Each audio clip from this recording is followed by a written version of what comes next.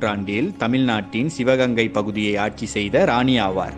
இவரே பிரிட்டிஷ் கிழக்கிந்திய கம்பெனியை எதிர்த்து போரிட்ட முதல் பெண் விடுதலை போராட்ட வீராங்கனை ஆவார்.